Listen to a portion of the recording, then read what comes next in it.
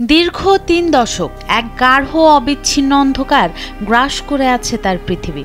৬০ পেরোনো এই মানুষটির পৃথিবী ডুবিয়ে দিয়েছে টাইফয়েডের অভিশাপ। ২ চোখের দৃষ্টি হারিয়ে তিনি আজ কেবলই অন্ধকারের বাসিন্দা। নিয়তির নির্মম পরিহাস তাকে দৃষ্টিহীন করলেও মেরুদণ্ড টলাতে পারেনি। আলোহীন ২ চোখ নিয়েও লড়াই করে চলেছেন তার প্রিয়জনদের জন্য।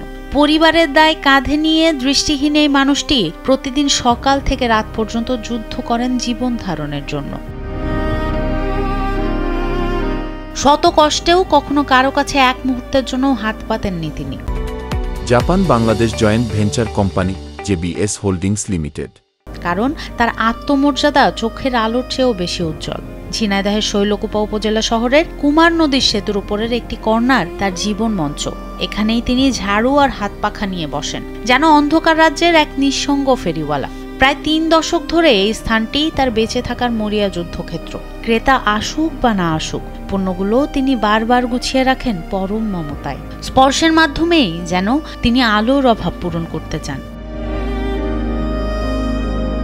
তার আয় অনিশ্চিত এবং সামান্য, কোনোদিন ১০০ টাকা, কোনোদিন বা মাত্র ৫০। আবার এমন দিনও আসে যেদিন শূন্য হাতেই ফিরতে হয়। অনার্স পড়ুয়া মেয়ে আর স্ত্রীকে নিয়ে তাদের ৩ জনের সংসার। এই সামান্য আয়ে জীবন চলে না, চলে কেবল টিকে থাকার করুণ প্রচেষ্টা। খেয়ে না খেয়েই কাটে তাদের দুঃসহ দিনগুলো।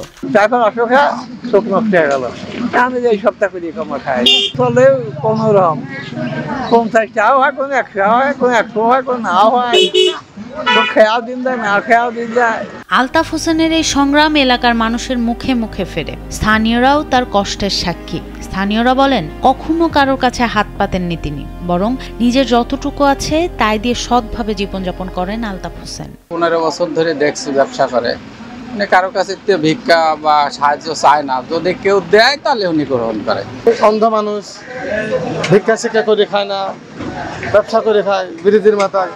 বারণ বিক্রি করে, কোনো সময় পাকা বিক্রি করে। উনি সৎ এবং ভালো মানুষ, সে অন্ধ হয়েও পাকা বিক্রি করে মানে সংসার চালায় অনেক কষ্টের মাধ্যমে।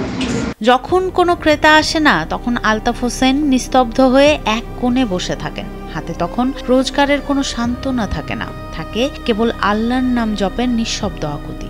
অন্ধকারের মধ্যে থেকেও আলতাফ হোসেন এখন স্বপ্ন দেখেন দুবেলা দুমুঠো ভালো খেয়ে বেঁচে থাকার। সনম সিদ্দিকী, কালবেলা।